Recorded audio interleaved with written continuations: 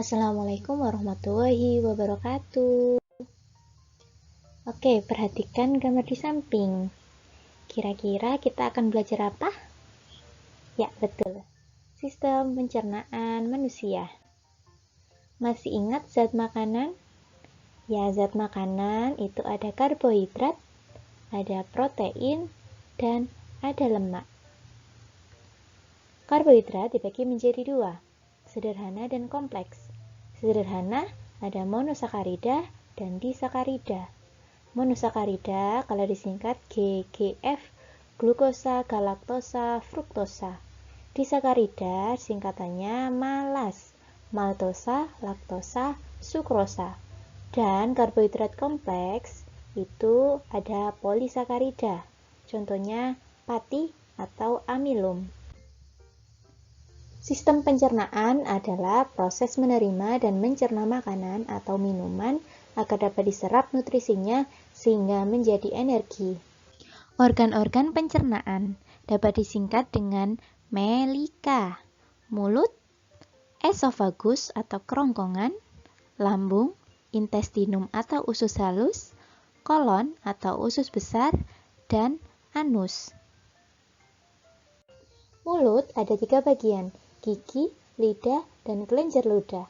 Gigi yaitu pencernaan mekanik dengan memotong, mengoyak, dan mengunyah makanan menjadi bagian yang lebih kecil. Lidah memindahkan, mencampur, menelan makanan dan alat pengecap, asin, manis, asam, dan pahit. Kelenjar ludah pencernaan kimiawi karena mengandung enzim, amilase atau petialin, yaitu memecah amilum atau polisakarida menjadi maltosa disakarida. Esofagus atau kerongkongan, saluran penghubung ke lambung. Terjadi gerak peristaltik atau mendorong makanan ke lambung, serta ada epiglotis atau katup yang menutup batang tenggorokan ketika proses menelan, yaitu agar makanan atau cairan tidak masuk ke saluran pernafasan. Lambung terjadi pencernaan mekanik yaitu gerak peristaltik mencampur bolus menjadi kim atau bubur. Kemudian ada pencernaan kimiawi yang dibantu oleh getah lambung karena adanya enzim dan hormon seperti HCl atau asam klorida yang mematikan bakteri, enzim pepsin merombak protein menjadi pepton, enzim renin menggumpalkan susu atau kasein, dan hormon gastrin merangsang sekresi getah lambung. Kalau disingkat menjadi lapar, di lambung ada pepsin dan renin. Intestinum atau usus halus dibagi menjadi 3. Ada duodenum atau usus 12 jari, melanjutkan proses pemecahan makanan. Kemudian ada jejunum atau usus kosong, yakni menyerap nutrisi makanan.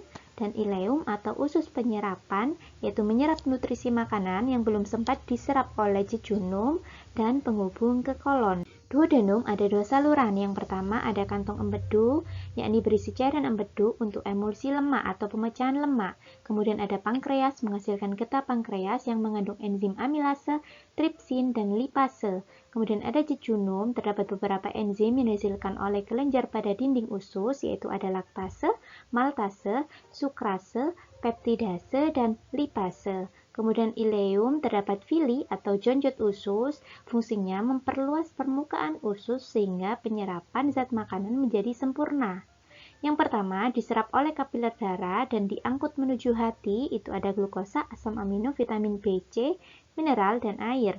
Sedangkan yang diangkut melalui limfa itu ada asam lemak, gliserol, dan vitamin A, D, E, K. Kolon atau usus besar mempunyai fungsi pembusukan makanan oleh bakteri E. coli, menyerap air, mineral, dan beberapa nutrisi yang tersisa dari makanan, dan pembentukan feses. Organ terakhir ada anus, yaitu tempat pengeluaran feses atau defekasi yang terjadi karena kontraksi dari rektum. Berikut contoh gangguan pencernaan, ada batu empedu, diare, radang usus buntu, gastritis, sembelit, dan ambeien. Diare contohnya disebabkan keracunan makanan, alergi, atau bakteri. Tipsnya agar terhindar yaitu yang pertama, jangan lupa mencuci tangan sebelum makan. Hindari konsumsi daging mentah dan makanan beresiko. Terima kasih, semoga bermanfaat. Wassalamualaikum warahmatullahi wabarakatuh.